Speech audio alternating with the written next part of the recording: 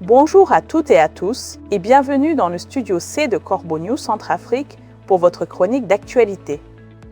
Aujourd'hui, on va parler d'un sujet qui nous arrache les entrailles, un nouveau scandale qui prend racine dans les profondeurs de notre pays, dans l'ouest de la République centrafricaine. Je suis comme chaque fois avec notre journaliste de terrain, Anselme Bata. Bonjour Anselme. Bonjour Gisèle, je suis ravi de t'accompagner pour décortiquer cette information des plus préoccupantes. On va plonger dans un récit qui fait froid dans le dos, loin des projecteurs habituels. Et on sent déjà que tu as des choses à nous révéler, Anselme. De quoi s'agit-il exactement? En effet, Gisèle, pendant que les yeux du monde et des ondes restent fixés sur le chantier minier de Andashima, dans la Ouaka, un drame d'une ampleur immense et peut-être plus terrifiant encore, se déroule dans l'ombre. À Yidéré, au cœur de la commune de Nimyelewa, le groupe paramilitaire russe Wagner a mis sur pied une véritable usine du pillage à ciel ouvert, engendrant un désastre environnemental sans pareil et une terreur sanglante pour les populations locales. Une usine, tu dis? Donc on est loin de l'artisanat traditionnel? Très loin, Gisèle. Oublie les petites pioches et les bassines. À Yidéré, Wagner a déployé une machinerie industrielle lourde, digne des plus grandes exploitations à l'échelle mondiale. Pour te donner une idée, des norias de camions et des tapis roulants s'activent sans relâche. Une vingtaine de gros camions-bennes effectuent des rotations ininterrompues, déversant des tonnes de minerais dans des broyeurs géants, eux-mêmes alimentés par un vaste réseau de tapis roulants qui conduit tout au cœur de l'installation. C'est une logistique impressionnante pour du pillage, n'est-ce pas? C'est exactement ça. Le rythme est infernal. L'installation tourne 24 heures sur 24, 7 jours sur 7. Jour et nuit, de sombres colonnes de fumée s'élèvent du site, montrant une activité frénétique d'extraction qui mélange l'or et le mercure. Et ce n'est pas tout, Gisèle. Un pont aérien est mis en place. Tous les 2 jours, des hélicoptères décollent et atterrissent pour évacuer les ressources brutes vers les circuits de contrebande, officialisant ainsi le vol caractérisé des richesses de notre sol centrafricain. Des hélicoptères qui font la navette pour le vol. C'est absolument choquant. Mais comment ces mercenaires s'assurent-ils que personne ne vienne perturber leur travail? On imagine que la population locale ne doit pas être ravie. Et c'est là que l'horreur s'intensifie, Gisèle.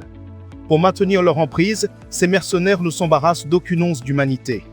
Récemment, 4 jeunes centrafricains qui tentaient de fouiller les résidus de gravier rejetés par le site ont été sauvagement exécutés. Exécutés pour avoir ramassé des graviers. Oui, Gisèle, et ce n'est pas le plus révoltant. Pour terroriser les esprits et instaurer un climat de peur absolue, ces miliciens ont tranché la main d'une autre victime avant de la suspendre à un câble en hauteur. Un sinistre trophée visible de tous. Un avertissement sanguinaire destiné à traumatiser toute la population de la région. Un trophée humain, c'est une barbarie inouïe. On imagine l'état de la population sous une telle menace. Mais qui sont les complices de cette cuvée, Anselme? Qui profitent de cet enfer à ciel ouvert? Yidéré n'est plus un village, Gisèle. C'est une zone de voracité où se bousculent prédateurs étrangers et intérêts haut placés. Bien sûr, les mercenaires russes sont le fer de lance de ce pillage et de cette répression. Mais ils ne sont pas seuls. On retrouve aussi des entreprises chinoises qui exploitent massivement le sous-sol. Et ce n'est pas tout, des opérateurs burkinabés sont également impliqués. La rumeur publique, et plusieurs de nos sources locales, désignent la participation financière directe de l'une des épouses du dictateur Faustin Archange Touadéra. La femme du dictateur? C'est une révélation fracassante, Anselme. Cela voudrait dire que l'empereur Faustin lui-même aurait un intérêt dans cette exploitation sanglante et dévastatrice. C'est ce que nos sources indiquent, Gisèle. L'exploitation minière par Wagner à Yidéré engendre un pillage gigantesque des ressources, accentuant les violences et le terrorisme dans la région. C'est un cercle vicieux où la cupidité alimente la brutalité. Et quelle est la conséquence de tout cela pour l'avenir de la Centrafrique? Quelle terre allons-nous laisser à nos enfants? C'est la question que l'on doit se poser, Gisèle. Devant ce maillage industriel destructeur, les cratères béants qui éventrent la terre de la Nana Mambéré dessinent un avenir bien sombre.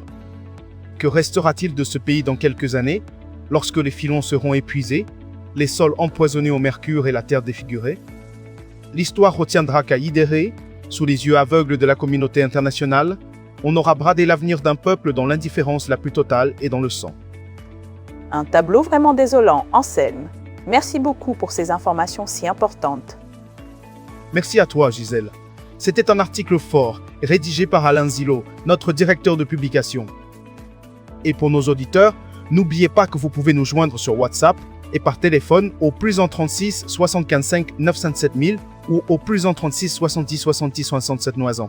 N'hésitez pas à nous faire part de vos témoignages et de vos analyses. À très bientôt sur Corbeau News Centrafrique.